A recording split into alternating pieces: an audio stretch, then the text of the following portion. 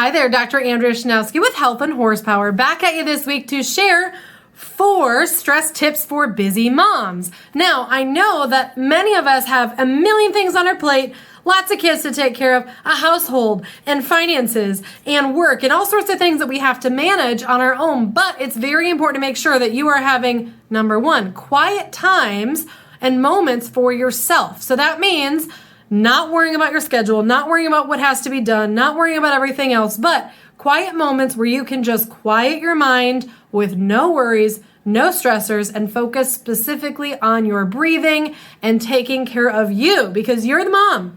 If you don't take care of yourself and you start to fail in your health and your mental sanity, not everybody's going to agree that you're the best mom, including yourself. So very important to make sure that you're scheduling times for quiet moments to basically clear your mind. So I would probably recommend doing this before everybody else gets up in the morning, kind of by yourself, taking some time, or maybe after the kids have gone to sleep. So you can kind of take some time to yourself. I would recommend doing things that help with mental clarity. So that may be doing mindfulness exercise or meditation exercises. You could also do some deep breathing or stretching or yoga, just specifically to help your body to breathe, relax, and get out of your own head for your own mental and physical sanity.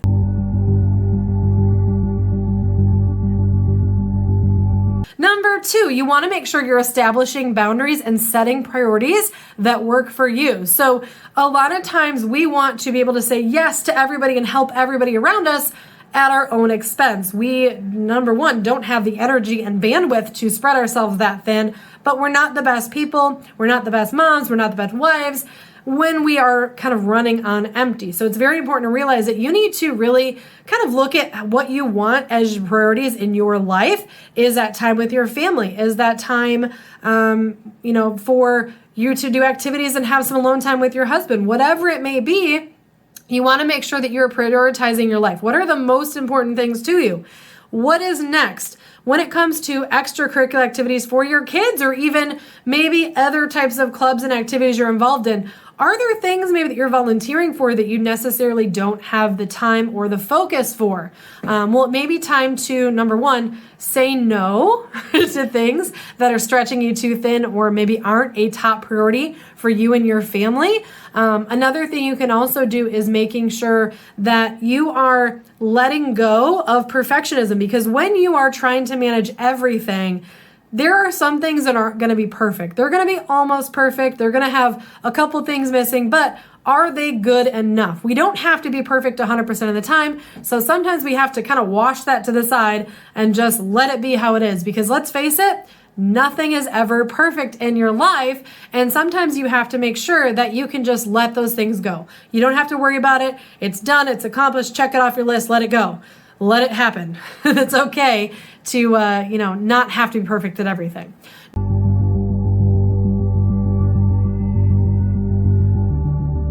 Number 3, and this one is really great, but I know is very hard for us as moms, is learning how to delegate. So you have a significant other that is more than happy to help you out.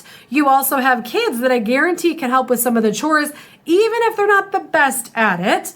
But sometimes knowing that somebody else has responsibilities and you're not the one directing the function of everybody, that can be helpful. Consider making a chore chart or writing a list of things that need to be done, highlighting it for different people in your household if they can handle a small portion of it, and make sure that you are clearly communicating with your family. Hey, I didn't have time to clean the house this weekend and we have company coming over. Can you guys handle the list? It's on the fridge. Can you guys take care of that for me?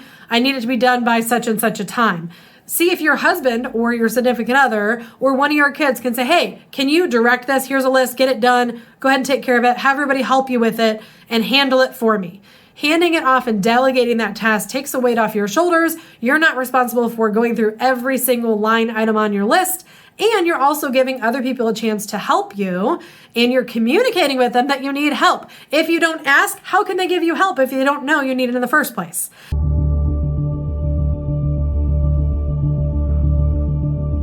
And number 4 is learning how to make sure that we keep our connections with the people in our lives that matter. So you want to, even if it's virtually, you want to make sure you're connecting with family, friends, or anybody that is with you for emotional support. So that may be girlfriends, that may be a therapist, that may be a virtual group that you're a part of, or a mom's group, whatever it may be. You want to make sure that you are taking some time to connect with other people other than the ones that live with you that maybe are driving you nuts this week or next week or last week, whatever it may be. You want to make sure you're taking some time to connect. When we connect with people outside of our direct family or people that we see on a daily basis, that is giving us a chance to share our experience, share what's worked for us, what hasn't, because you're able to give them advice on things that you've done that have helped, and they can do the same for you. So sometimes when we put a bunch of different heads together, we can come up with ideas on how to handle situations that are stressful or what you can do, or sometimes even just having somebody to listen to what is going on in your head and with your emotions, and just getting that out is very therapeutic. So make sure you're taking that time. And if you don't have a community, there are some really great ones on Facebook here in Peoria. There is Central Illinois Moms. There's actually a Greater Peoria Area Moms group. There's a ton of great ones in this area that I think is really awesome.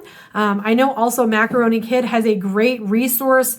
They send out not only things on Facebook, but also a newsletter letting you know about activities that are coming up so you can stay connected and know where to meet other moms and other kiddos that are around the same age so that you can grow that group close to you so you can connect a little bit more often. So hopefully you learned something this week.